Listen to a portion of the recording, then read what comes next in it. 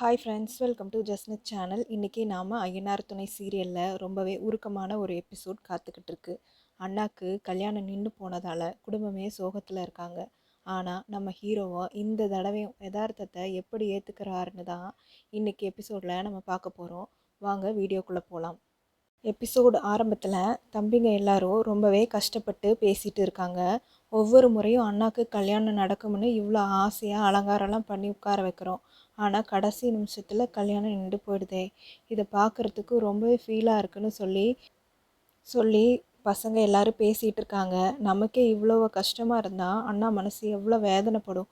அவரை யாராவது தேற்றணும் அப்படிங்கிற மாதிரி தம்பிங்க எல்லாம் பேசிகிட்டு இருக்காங்க. இப்போது கரெக்டாக அந்த நேரத்தில் நம்ம ஹீரோ வராரு. யாருன்னா நம்ம சேரன் வராரு. ஏன் எல்லாரும் மூஞ்சியை தூக்கி வச்சுக்கிட்டு இப்படி இருக்கீங்க, சாப்பிட வாங்க அப்படின்னு சொல்லி கூப்பிட்றாரு. அவர் பேசும்போது ரொம்ப யதார்த்தமாக பேசுகிறாரு.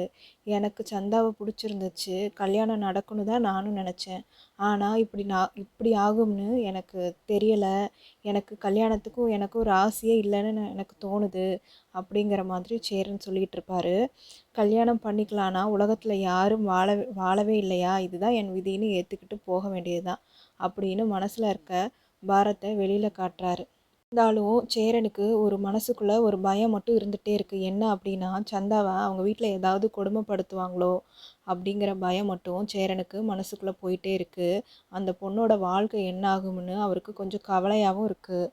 கண்டிப்பாக இன்றைக்கி எபிசோட் ரொம்ப எமோஷ்னலாக இருக்க போகுது. இந்த தடவையாவது கல்யாணம் நடக்கும்னு நினச்சாங்க, ஆனால் அப்பயும் கல்யாணம் நின்று போச்சு. ஸோ எப்படி இதை கடந்து போவாங்க, சந்தாக்கும் சேரனுக்கும் மறுபடியும் எப்படி கல்யாணம் நடக்கும் அப்படிங்கிறதான் நம்ம வரப்போகிற எபிசோட்ஸில் பார்க்க போகிறோம். நீங்கள் என்ன நினைக்கிறீங்கன்னு கீழே கமெண்டில் சொல்லுங்கள். வீடியோ பிடிச்சிருந்தா ஒரு லைக் பண்ணுங்கள். மறக்காமல் சேனலை சப்ஸ்கிரைப் பண்ணி பெல் ஐக்கானையும் கிளிக் பண்ணிக்கோங்க. தேங்க்யூ ஃபார் வாட்சிங்.